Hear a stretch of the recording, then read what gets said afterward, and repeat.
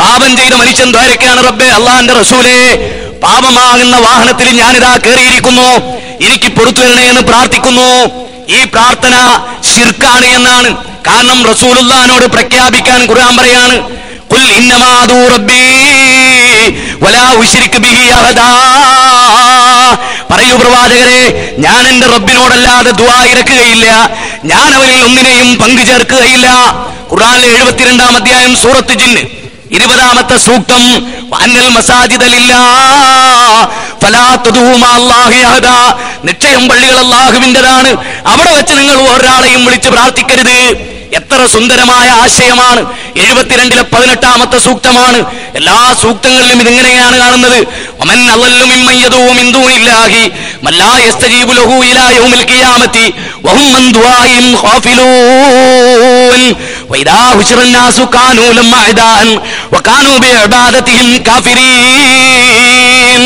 ഖുർആനിലെ 46-ാം അധ്യായം സൂറത്ത് അഹ്ഖാഫിന്റെ 5-6 സൂക്തങ്ങളാണ്. അവിടെയും പറയുന്നത് എന്താണ്? വമൻ അളല്ലു മിമ്മൻ യദൂ മിൻ ദൂനില്ലാഹ്. പടച്ച തമ്പുരാന് പുറമെ വിളിച്ച് പ്രാർത്ഥിക്കുന്നവനേക്കാൾ വലിയ അക്രമിയാരുണ്ട്? ഖിയാമത്ത് നാൾ വരെ ഉത്തരം ചെയ്യാത്ത ആളുകളെയല്ലേ നിങ്ങൾ വിളിച്ച് പ്രാർത്ഥിക്കുന്നത്? നിങ്ങൾക്ക് അവർ ഉത്തരം ചെയ്യുമോ? അതുപോലെ തന്നെ അള്ളാഹ് പറയാണ്, നിങ്ങളിതാ സൂറത്ത് ഫാത്തിറിൽ 35-ലെ 14 പറയാണ്, ഇൻ തദൂം ലാ യസ്മഊ ദുആഅകും വലൗ സമീഉ മസ്തജാബൂ ലക്കും വയൗമൽ ഖിയാമത്തി യക്ഫുറൂന ബിശ്ശിർകിക്കും വലാ യുനബ്ബിഉക മിസ്ലു ഖബീർ.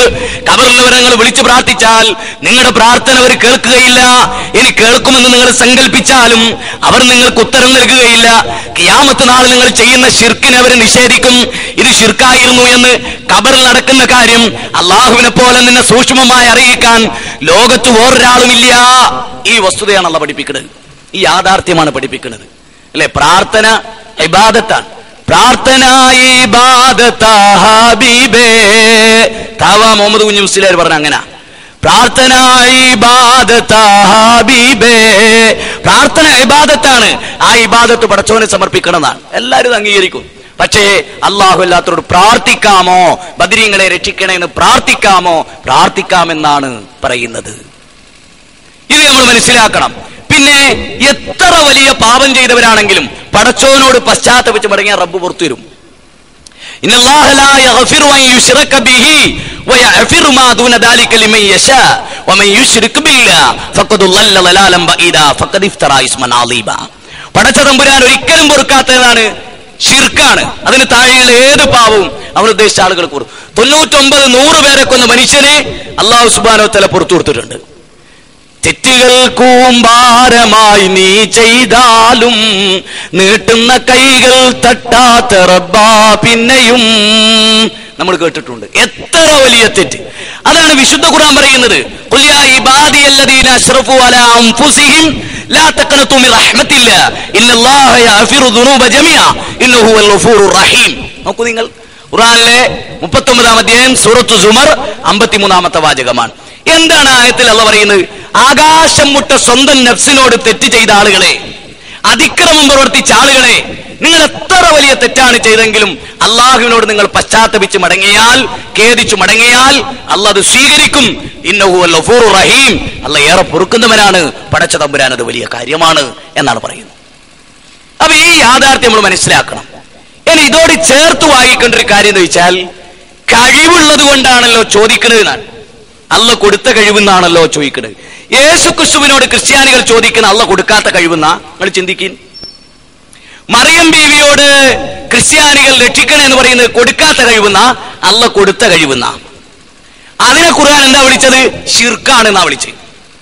ഏയ്, ഒരു ക്രിസ്ത്യാനി വന്നിട്ട് നമ്മളോട് ചോദിക്കുക, നിങ്ങൾ ഞങ്ങളെ പറ്റി വലല്ലാലീൻ വഴിവിയച്ചവർ നിങ്ങൾ പറയുന്നുണ്ടല്ലോ, സത്യത്തിൽ ഞങ്ങളെക്കാൾ വലിയ വഴിവിയച്ചവരല്ലേ നിങ്ങള്? അതെന്താ അങ്ങനെ ചോദിക്കാൻ? ഞങ്ങൾ പ്രാർത്ഥിക്കുന്നുണ്ടെങ്കിൽ അത് യേശു ക്രിസ്തുവിനോടാണ്. ഖുർആൻ പ്രശംസിച്ച പ്രവാചകനാണ്. ഇനി മറിയം ബീവിയോടാണോ? നോക്ക്, മൊനമ്പത്ത്, ഞാൻ പലപ്പോഴും സുന്നി പ്രവർത്തകരോട് ചോദിക്കല്ല, മൊനമ്പത്ത് ബീവിയെ രക്ഷിക്കണം നിങ്ങൾ പറയുന്നുണ്ടല്ലോ, എന്തുകൊണ്ടാണ്? അത് മൊനമ്പത്ത് ബീവി അള്ളാഹ്ക്ക് ഇഷ്ടപ്പെട്ട വനിതയായതുകൊണ്ട്, നല്ല സ്ത്രീ ആയതുകൊണ്ട്. അപ്പൊ ഞാൻ ചോദിച്ചു, മറിയം ബീവിയോ? അപ്പൊ അയാൾക്ക് മനസ്സിലായി, ഇതിന്റെ കൽബിന് കുത്തിപ്പൊളിക്കാനുള്ള പരിപാടിയാ, ഇതിന്റെ കണ്ടത്ത് പിടിക്കാനുള്ള പരിപാടിയാ. മറിയം ബീവിയോ എന്ന് ചോദിച്ചപ്പോ പിന്നെ മിണ്ടില്ല. കാരണം മൊനമ്പത്ത് ബീവിന്റെ പേര് ഖുർആനിലില്ല, ഹദീസിലില്ല. ലോക ചരിത്രത്തിൽ എവിടെയില്ല. എന്നാ ഖുർആനിൽ പേരെടുത്ത് പറഞ്ഞ ഒരേ ഒരു വനിത മറിയം ബീവിയ. 34 സ്ഥലത്ത് മറിയം ബീവിയെ കുറിച്ച് ഖുർആൻ പേരെടുത്ത് പറഞ്ഞിട്ടുണ്ട്. എത്ര? 34 സ്ഥലത്ത്. ഖുർആനിലെ ഒരു അധ്യായം 114 അധ്യായങ്ങളിൽ ഒരു അധ്യായം സൂറത്ത് മറിയം എന്നാ. 19ാമത്തെ അധ്യായം. ഇന്നല്ലാഹ അസ്തഫാകി വത്വഹറകി വസ്തഫാകി അലാ നിസാഇൽ ആലമീൻ. ലോക സ്ത്രീകളിൽ ഏറ്റവും ശ്രേഷ്ഠയാക്കി മറിയം ബീവിയെ. സൂറത്ത് ആൽ ഇംറാൻ പറയാണ്, സക്കരിയ നബി വരുന്ന സമയത്തൊക്കെ മിഹ്റാബില് മറിയം ബീവി ഭക്ഷണവും വെച്ച് നിൽക്കുക. എവിടെ? മിഹ്റാബില്. എന്നാണെങ്കിലോ വഹാബിച്ചി പെണ്ണാന്ന് അടിച്ചു പുറത്താക്കും. മറിയം ബീവി പള്ളിയിൽ മിഹ്റാബില് സക്കരിയ നബി വരുമ്പോ എന്നിട്ട് അള്ള പറയാ സക്കരിയ നബിന്റെ കൂടെ പള്ളിയിൽ നിസ്കരിക്കണം. നിങ്ങൾ ചിന്തിച്ചു നോക്കൂ. ആ മറിയം ബീവിയെ സൂറത്തു തഹ്രീം 66ാം അധ്യായം 12ലും അള്ള പ്രശംസിച്ചു പറഞ്ഞു മറിയം ബീവിയെ. ആ മറിയം ബീവിയെ രക്ഷിക്കണേ എന്ന് പറയുന്ന ക്രിസ്ത്യാനികൾ വഴിവേച്ചവർ, മുനമ്പത്ത് ബീവിയെ എന്ന് പറയുന്ന നമ്മള് ഹിദായത്തിൽ. എന്തൊരു വിരോധാഭാസമാണ്, എന്തൊരു വിരോധാഭാസമാണ്. നിങ്ങൾ ചിന്തിക്കാൻ എന്തു മറുപടി ഉണ്ട് നമുക്ക് ക്രിസ്ത്യാനികളോട്? അള്ള കൊടുത്ത കഴിവാണ് മറിയം ബീവിക്ക്. എല്ലാം നിഷേധിക്കാൻ ഖുർആൻ പഠിച്ച ഒരാൾക്ക് സാധ്യമല്ല. ഈസാ നബിക്ക് അള്ള കൊടുത്ത കഴിവാ. ഇതിനില്ല, അള്ളാന്റെ പെർമിഷനോടെ, അനുമതിയോടെ എന്നാ ഖുർആൻ. ആ ഈസാ നബിയോടാണ് അവർ ചോദിക്കുന്നത്. കൊടുത്ത കഴിവെന്ന് ചോദിക്കാണല്ലോ ഈസാ നബിയോട് ചോദിക്കുന്ന ക്രിസ്ത്യാനികളെ പറ്റി നിങ്ങളെ മതവിധി എന്താ അറിയാൻ താല്പര്യമുണ്ട്. വളരെ വിനീതമായി അറിയാൻ താല്പര്യമുണ്ട്. ഞാനിത് വളരെ കാലമായി ഈ ചോദ്യം ഇന്ന് വരെ ഒരു സുന്നി പണ്ഡിതൻ ഈ വിഷയത്തിൽ കമാന്നൊരു അക്ഷരം പറഞ്ഞിട്ടില്ല. ഇന്ന് വരെ സാധ്യമല്ല, ഖിയാമത്ത് നാൾ വരെ സാധ്യമല്ല. എന്ത് പറയാണ്ട് തൊട്ടിൽ നിന്ന് സംസാരിച്ച ആളാ ഈസാ നബി. അത്ഭുതമല്ലേ അത്? കായികനികളില്ലാത്ത കാലത്ത് കായികനികൾ കായിപ്പിച്ച ആളാ. വെള്ളപ്പാണ്ടുകാരനെ പാണ്ടുമാറ്റിയാളാ. ജന്മന അന്ധനായ മനുഷ്യനെ കാഴ്ച തിരിച്ചു കൊടുത്ത ആളാ. മരിച്ച ആളെ ഭീതിനില്ല അള്ളാന്റെ പരമേശ്വരനോടെ ജീവിപ്പിച്ച ആളാ. ഇതിനേക്കാൾ വലിയ അത്ഭുതം എന്താ? ആ ഈസാ നബിയെ രക്ഷിക്കണേ എന്നത് ക്രിസ്ത്യാനികളെ പറ്റി നമ്മളെ പ്രാർത്ഥന എന്താ? ഗൈറിൽ മഗ്ദൂബി അലൈഹിം വലല്ലാലീൻ. വഴിവെച്ച ക്രിസ്ത്യാനികളോട് ഞങ്ങൾ ഉൾപ്പെടുത്തല്ലേ. നീ അനുഗ്രഹിച്ച മാർഗത്തെ ഞങ്ങൾ ഉൾപ്പെടുത്തണേ. അവരാരാ? അല്ലാഹുവിനെയും റസൂലിനെയും അനുസരിച്ച ആളുകളാണ്.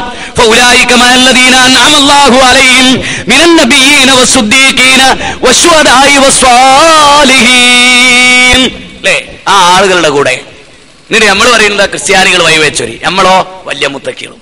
ചിന്തിക്കും. ഇതൊക്കെ നിങ്ങൾക്ക് ചിന്തിക്കാൻ വക നൽകുന്ന. ഇനി ഈ രംഗത്ത് പ്രവാചകന്മാരും സഹാബികൾ അനുഭവിച്ച ത്യാഗവും കൂടെ കുറഞ്ഞ സമയം പറഞ്ഞ് ഞാൻ അവസാനിപ്പിക്കുക. ശരിക്കും നിങ്ങൾ ചിന്തിച്ചു നോക്കുക. മുഹമ്മദ് നബി സല്ലല്ലാഹു അലൈഹി വസല്ലമ തൗഹീദ് പറഞ്ഞിട്ട് നബി സല്ലല്ലാഹു അലൈഹി വസല്ലമക്ക് എമ്പാടും പീഡനങ്ങൾ ഉണ്ടായി, ബഹിഷ്കരിക്കപ്പെട്ടു. നബി സല്ലല്ലാഹു അലൈഹി വസല്ലം തായിഫിന്റെ മണരാരണ്യത്തിൽ മക്കയിൽ നിന്ന് 50 കിലോമീറ്റർ അകലെയുള്ള തായിഫിലേക്ക് നബി വന്നു. അവിടെ ശത്രു സൈന്യം അദ്ദേഹത്തെ വേട്ടയാടി, പീഡിപ്പിച്ചു, എറിഞ്ഞു, ആട്ടിയോടിച്ചു. അന്നൊന്നും ഒരു നബിമാരെയും വിളിച്ചു മുഹമ്മദ് നബി സല്ലല്ലാഹു അലൈഹി വസല്ലം തേടിയില്ല. മിറാജിന്റെ രാത്രിയിൽ മൂസാ നബിയെ കണ്ട് സഹായം ചോദിച്ചു, അതുകൊണ്ട് നമുക്ക് ചോദിക്കാം എന്ന് ദുർവ്യാഖ്യാനിക്കുന്നവർ തായിഫിൽ നിന്ന് ഏറ് കിട്ടുമ്പോ മുൻകഴിഞ്ഞു പോയ മൂസാ നബിയോട് സഹായം ചോദിക്കണമെന്ന് നബി ഓർത്തില്ല, നബിക്ക് അറിഞ്ഞില്ല, നബി ചെയ്തില്ല. നബി സല്ലല്ലാഹു അലൈഹി വസല്ലം സുജൂദ് ചെയ്യുമ്പോൾ നബിയുടെ ശിരസിൽ കുടൽമാലകൾ കൊണ്ടുപോയി ചാർത്തി. എഴുന്നേൽക്കാൻ പറ്റാത്ത വിധം മുഖം മണലിൽ പൊഴിഞ്ഞു കിടന്നു. അല്ലേ? നിങ്ങൾ ചിന്തിച്ചു നോക്കൂ. മഹാനായ മിസ്അബ് റളിയല്ലാഹു അൻഹു ഉഹദിന്റെ രണാങ്കണത്തിൽ മുഖം കമിഴ്ന്ന് ചരിഞ്ഞ് രക്തപങ്കിലമായി കിടക്കുമ്പോൾ റസൂലുള്ള 2 കാൽമുട്ടുകളും ആ ഭൂമിയിൽ ഇങ്ങനെ കുത്തിവെച്ച് മിസ്അബിനെ ഇങ്ങനെ മറച്ചു കിടത്തി പൊട്ടിക്കരഞ്ഞുകൊണ്ട് റസൂലുള്ള ചോദിച്ചു, മിസ്അബിനെ നിങ്ങൾക്കറിയില്ലേ? രാജകീയമായ ജീവിതം നയിച്ചിരുന്ന മിസ്അബ് ഉഹദിന്റെ രണാങ്കണത്തിൽ മരിച്ചു പോകുമ്പോൾ കോടീശ്വരനായിരുന്നു. അന്ന് പരമദരിദ്രനായി. ഉടുക്കാൻ ഖബ്ബാബ് റളിയല്ലാഹു അൻഹു പറയാണ്, ജീവിതത്തിൽ അള്ളാഹുവിങ്കലേക്ക് വളരെ നേരത്തെ കയറിപ്പോയ ആളുകളുണ്ട്. മിസ്അബ് അതിൽപ്പെട്ട ഒരാളാണ്. അദ്ദേഹം മരിക്കുമ്പോൾ അദ്ദേഹത്തിന്റെ ശരീരത്തെ മറക്കാൻ പൂർണ്ണമായൊരു വസ്ത്രം അദ്ദേഹം ധരിച്ചിരുന്നില്ല. ഒരു കറുത്ത പുതപ്പാണ് അദ്ദേഹം ധരിച്ചിരുന്നത്. കാലുമറച്ചാൽ തലപുറത്ത്, തലമറച്ചാൽ കാലുപുറത്ത്, അങ്ങനെ പുല്ലെടുത്ത് വെച്ചുകൊണ്ടാണ് മിസ്അബ് റളിയല്ലാഹുവിന്റെ മയ്യത്ത് ഞങ്ങൾ കബറടക്കിയത്. റസൂലുള്ള പൊട്ടിക്കരഞ്ഞു. മദീനയിൽ ഓരോ ഗോത്രങ്ങളിലും കയറിയിറങ്ങി തൗഹീദിന്റെ ശബ്ദമെത്തിച്ച മിസ്അബ് 72 ആളുകളെ ഇസ്ലാമിലേക്ക് കൊണ്ടുവന്ന് ധീരനായി മരിച്ചു എന്ന യാഥാർത്ഥ്യം നമ്മൾ മനസ്സിലാക്കണം. മഹാനായ ഖബ്ബാബ് റളിയല്ലാഹു അൻഹു റസൂലുള്ള കഅബാലയത്തിന്റെ സമീപത്തിരിക്കുകയാണ്. കഅബാലയത്തിന്റെ സമീപത്തിരിക്കുമ്പോ ഖബ്ബാബ് റളിയല്ലാഹു അൻഹു വന്നിട്ട് ചോദിച്ചു, അലാ തദൂലനാ യാ റസൂലല്ലാഹ്, റസൂലേ, ഞങ്ങൾക്ക് വേണ്ടി അങ്ങ് പ്രാർത്ഥിക്കുന്നില്ലേ? അങ്ങ് കണ്ടില്ലേ ഞങ്ങളുടെ തൊലികൾ? അങ്ങ് ഞങ്ങളുടെ ശരീരത്തിൽ രക്തം വാർന്നൊഴിക്കുന്നത് കണ്ടില്ലേ? നീരും ചലവുമായി ഞങ്ങൾ ജീവിക്കുന്നത് കണ്ടില്ലേ? റസൂലുള്ളാഹി ഓതിക്കൊടുത്തു, അം ഹസിബ്തും അൻ തദ്ഖുലുൽ ജന്നത വലമ്മാ യഅതികും മസലുൽ ലദീന ഖലൂ മിൻ ഖബ്ലികും മസഅതുൽ ബഅസാ വല്ലറാ. സൂറത്ത് ബഖറയിലെ 214-ാമത്തെ ആയത്ത് ഓതിക്കൊടുത്തു.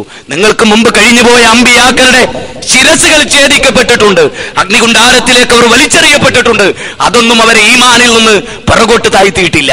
അല്ലെ, അതൊന്നും അവരെ ആ ഖബ്ബാബ് റളിയല്ലാഹു ഉമ്മു അമ്മാറ എന്ന് പറയുന്ന സഹാബാവ്, ഉമ്മു അമ്മാറ എന്ന് പറയുന്ന ക്രൂരവിനോദിനി, അവരെ കൊണ്ടുവന്ന് ഖബ്ബാബ് റളിയല്ലാഹുവിനെ പൂർണ്ണ നഗ്നനാക്കി ഇരുമ്പിന്റെ പടച്ചട്ടി അണിയിച്ച് മരുഭൂമിയിൽ നിർത്തി ക്രൂരമായി പീഡിപ്പിച്ചിരുന്നു. അവസാനം അദ്ദേഹത്തിന്റെ പുറംഭാഗങ്ങളിൽ നിന്ന് വലിയ ദ്വാരങ്ങൾ വരെ വീണിരുന്നു. ഉമർ ഇബ്നു ഖത്താബ് റളിയല്ലാഹുവിന്റെ ഭരണകാലഘട്ടത്തിൽ ഉമർ ഇബ്നു ഖത്താബ് റളിയല്ലാഹുവിന്റെ സന്നിധിയിലേക്ക് അദ്ദേഹം കടന്നു ചെല്ലുന്നത് ഒരു കറുത്ത പുതപ്പും പുതച്ചാണ്. സദാ പുതപ്പ് അദ്ദേഹത്തിന്റെ കൈകളിൽ ഉണ്ടാകും. എന്നിട്ട് അദ്ദേഹം അവിടെ കടന്നു ചെന്നു. അങ്ങനെ ഉമർ ഇബ്നു ഖത്താബ് റളിയല്ലാഹു മടങ്ങിപ്പോരുമ്പോ അറിയാതെ ആ പുതപ്പ് താഴെ വീണു. അപ്പോഴാണ് മഹാനായ ഉമർ ഇബ്നു ഖത്താബ് റളിയല്ലാഹു ഖബ്ബാബിന്റെ പുറത്ത് വലിയ പാടുകൾ കണ്ടത്. അദ്ദേഹം തിരിച്ചു വിളിച്ചു, ഖബ്ബാബ്, എന്തായത്? ഖബ്ബാബ് മടിച്ചു കളിച്ചു. കാരണം ഞാൻ ഇന്നതൊക്കെ ചെയ്തു, ഞാൻ ഇന്ന് കിതാബ് എഴുതി, എന്റെ കിതാബ് വായിച്ചിട്ടാ കുട്ടികൾ പ്രസംഗിക്കുന്നത് എന്നൊന്നും പറയാൻ ഇസ്ലാമിൽ മാതൃകയില്ലല്ലോ. അതുകൊണ്ട് തന്നെ അദ്ദേഹം ചെയ്ത സേവനങ്ങളെ അദ്ദേഹം പറയാൻ മടിച്ചു.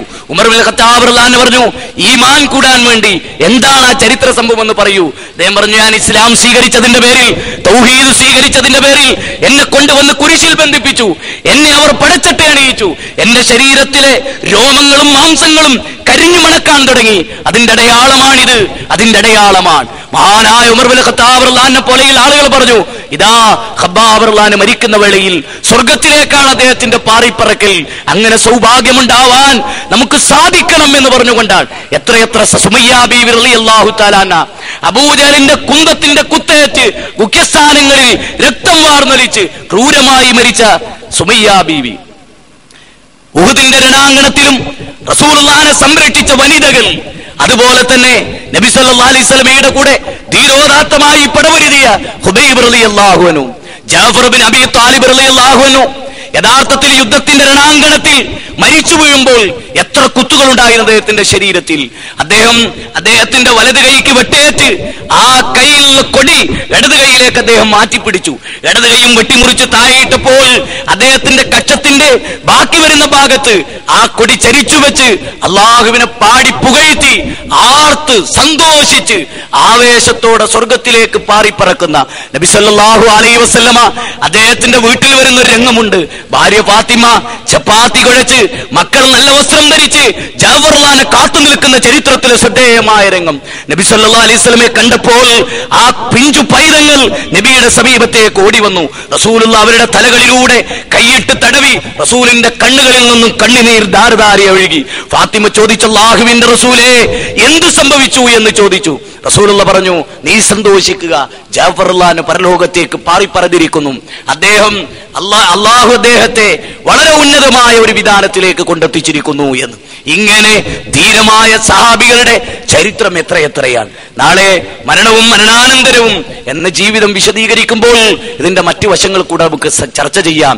ഇന്നുകൊണ്ട് അവസാനിക്കാത്തത് കൊണ്ട് ദീർഘിപ്പിക്കുന്നില്ല, സമയം വളരെ വൈകി. ഞാനിവിടെ അവസാനിപ്പിക്കുന്നു. സുഹൃത്തുക്കളെ, നമ്മുടെ പെർമിഷൻ 9:30 വരെയാണെന്നാണ് എന്റെ ധാരണ. അത് ഏറെക്കുറെ ആയി തുടങ്ങി. ഞാനിവിടെ അവസാനിപ്പിക്കട്ടെ. പറഞ്ഞു വന്നതെല്ലാം ഖുർആനിന്റെയും സുന്നത്തിന്റെയും പിൻബലത്തോടെയാണ് നിങ്ങളുടെ മുമ്പിൽ അവതരിപ്പിച്ചത്. ഒന്നും തന്റെ പ്രസ്ഥാനത്തിന്റെ ഇന്ന് നേതാവ് പറഞ്ഞു, ഇന്ന് വീക്കിലിയിൽ പറഞ്ഞു, ഇന്ന് മാസികയിൽ പറഞ്ഞു എന്നല്ല ഞാൻ പറഞ്ഞത്. ഇന്ന് ആയത്തിൽ, ഇന്ന് സംഭവത്തിൽ, ഇത്രാമത്തെ സൂക്തത്തിൽ ഇങ്ങനെ പറഞ്ഞു എന്ന് പറഞ്ഞുകൊണ്ടാണ് ഞാൻ നിങ്ങളുടെ മുമ്പിൽ വിഷയം വെച്ചത്. സർവശക്തനായ റബ്ബ് യഥാവിധി എന്താണ് തൗഹീദ്, എന്താണ് ശിർക്ക് എന്ന് കൃത്യമായി മനസ്സിലാക്കി ഈ രംഗത്തെ എല്ലാവിധ തിന്മകളിൽ നിന്നും ശിർക്കിന്റെ പൈശാചിക പ്രവണതകളിൽ നിന്നും മോചിതമായി തൗഹീദ് ഉൾക്കൊണ്ട് മരിക്കാൻ സർവശക്തൻ നമുക്ക് ഭാഗ്യം പ്രദാനം ചെയ്യുമാറാവട്ടെ. നാളെ മഹ്ശറയിൽ എരിപരി കൊള്ളുന്ന വെയിലത്ത് അർശിന്റെ തണൽ നൽകി അള്ളാഹു നമ്മെ അനുഗ്രഹിക്കുമാറാവട്ടെ.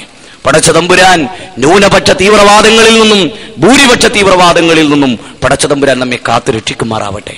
പടച്ച തമ്പുരാന്റെ ആദർശം ഉൾക്കൊണ്ട്, തൗഹീദ് ഉൾക്കൊണ്ട് മരണവേളയിൽ ഷഹാദത്ത് കലിമ ഉച്ചൈസ്തരം പ്രഖ്യാപിച്ച് മരിക്കുന്ന മുവഹിദുകളിൽ അള്ളാഹു നമ്മെ ഏവരെയും ഉൾപ്പെടുത്തുമാറാവട്ടെ.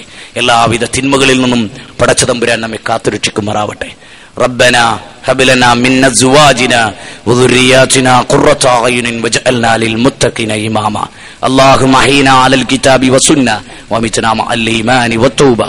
اللهم يا مقلب القلوب ثبت قلوبنا على دينك. اللهم يا مقلب القلوب ثبت قلوبنا على دينك. اللهم يا مقلب القلوب ثبت قلوبنا على دينك. ربنا آتنا في الدنيا حسنة وفي الآخرة حسنة وقنا عذاب النار. السلام عليكم ورحمة الله وبركاته.